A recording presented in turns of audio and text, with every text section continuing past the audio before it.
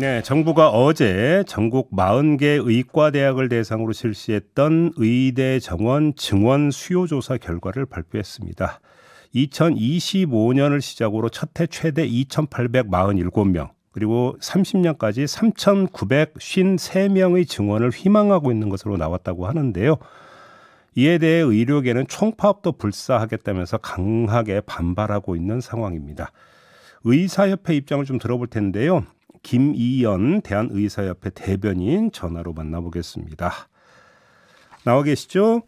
네, 안녕하십니까? 네, 일단 수요조사 결과에 대해서 어떻게 받아들이시는지부터 좀 여쭤보겠습니다.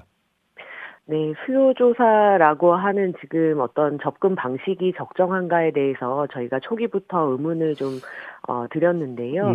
사실 이제 많은 국민분들이 느끼시는 것처럼 의대 정원의 문제는 일반적인 다른 학과와는 다르게 취급이 되고 있습니다. 사교육 시장을 보시면 아주 잘 느끼실 수가 있는데요. 네네네. 그러니까 그 과의 발전이나 국민분들이 누리셔야 할 의료의 질 이런 거라기보다는 교육 시장에서의 프리미엄이 형성되어 있잖아요. 네네네. 예, 그러다 보니까 마치 투기 종목이나 뭐 부동산 항목처럼 여기에 대고 프리미엄 부문에 대해서 수요 조사를 한다면 이게 어떻게 정직하게 나올 수 있을 쉽게 것인가. 하면 그러면 이제 그 조사 받는 의대 입장에서야 지금이 기회돼서 부풀려서 네. 아마 그 증원 요청을 할 거다 이런 말씀이시네요. 네, 실제적으로 그러니까 다 종합대학에서 이제 그 대학들의 그 저희가 저출생 경향이 너무나 강해지다 보니까 대학들의 신입생 모시기 경쟁이 일어나고 있지 않습니까? 그러면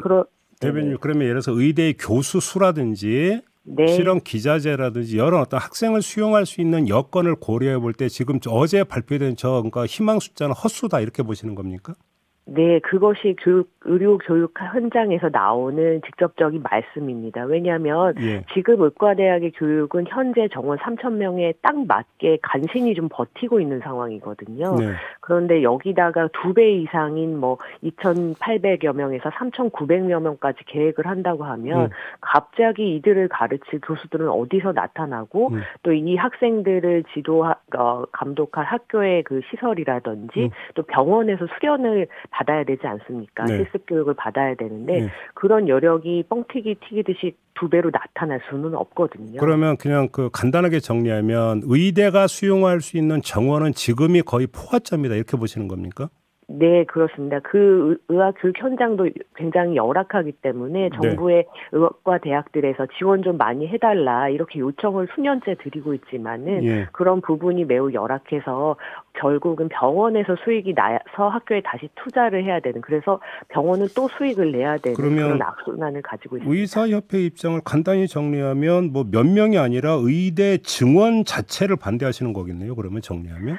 네, 의대 증원의 근거가 더 필요하다. 왜냐하면 지금 국민분들이 느끼시는 필수 의료의 붕괴 문제는 저희가 미용 의사가 부족한 전체 의사 수의 문제가 아니라 흉부외과나 심장혈관외과나 이런 부분에 있어서의 훈련된 능숙한 의사분들이 꾸준히 계셔 주셔야 된다는 그런 필요성이잖아요. 근데 그 현장이 너무 이제 3D처럼 열악해지고 또 법적으로도 너무 분쟁이 많고 하기 때문에 개인으로서의 의사들이 견뎌나질 못하고 떠나게 되는 그런 상황인 것을 사회에서 보호를 해주면은 그분들이 버틸 수 있게 된다. 이 말씀을 계속 드리고 있습니다. 네. 그러면 한번 이렇게 그러니까 질문을 바꿔볼게요. 그러면 정부가 바로 그런 점에 주목해서 공공의대를 신설하는 건 반대하십니까? 반대하지 않으십니까?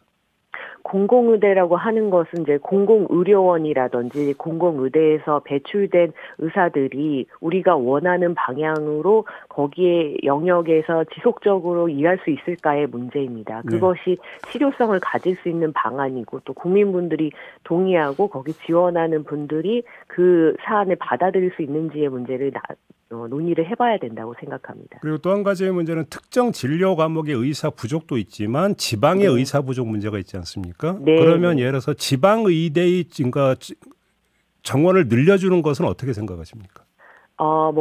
지금 정부에서도 지방 국립대 중심으로의 뭐 증원이라고 하는 계획을 발표하신 바도 있는데요. 사실 지방 의료의 문제는 지방의 그 국민의 인구 정책과 밀접하다고 보고 있습니다. 즉 지방 인구가 그 어떤 지역에서 신도시가 생겨나서 증가한다고 하면 그랬을 때 병의원들이 먼저 이제 개업을 하게 되는 자연스러운 경과를 띠게 되거든요. 네. 그런데 지방의 인구, 환자 수가 부족하면 병의원들이 들어설 수가 없습니다. 의사가 갈 여력이 없다는 거죠. 그래서 저희가 전체적인 국가의 인구 정책을 따라서 가면 의료에 관련된 그런 공백 지역도 해소가 될 수 있기 때문에 그건 인구 정책과 반드시 같이 가야 된다고 말씀드립니다. 근데 예를 들어서 그러면 지방 의료원이나 보건소나 이런 데에서 몇 억이라는 연봉을 제시하고 모집을 해도 응하지 않는 현상은 어떻게 해석을 해야 되는 걸까요? 네, 그것이 바로 의사들이 돈만 준다고 해서 직장을 선택하지 않는다는 뜻인데요. 지역에 어떤 수요가 분명히 있을 수 있습니다. 환자분이 한두 분 계시더라도 의사가 있어야 되는 것은 맞잖아요.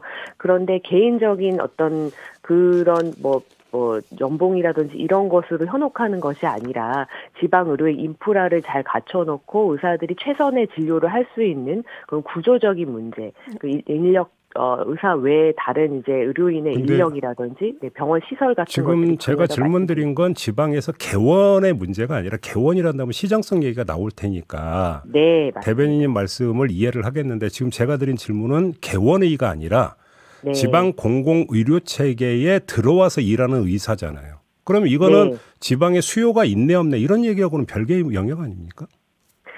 지방의료원에 관련해서도 저희가 사례들이 있는데요. 예를 들어서 산청의료원이나 이런 사례들에 있어서 그렇게 의사를 모집했을 때 어떤 사명감을 가지고 지원하신 의사분들이 있습니다. 그런데 그분들이 가셔서 활발한 진료를 하려고 했더니 구조적인 문제로 인해서 이제 진료가 제한되는 그런 사례가 있었거든요. 시간이 된다면 상세하게 말씀을 드리고 싶은데요. 그래서 그런 부분들의 문제점들이 해소가 된다고 하면 또 지금 의협에서 시니어 의사 제도라는 것을 추진하고 있어서 이제 그 도심 지역을 희망하는 젊은 의사, 그러니까 MZ 세대들에 비해서 또 시니어 의사분들은 지역 의료에 대한 수요가 또 있으시기 때문에 그런 부분들을 매칭해서 제공하려고 노력하고 있습니다. 의사협약을 준비하고 있다. 알겠습니다. 그나저나 지금 정보국 계속 이제 협의체 가동을 해왔잖아요. 네. 얘기가 좀 진척이 된 건 없습니까?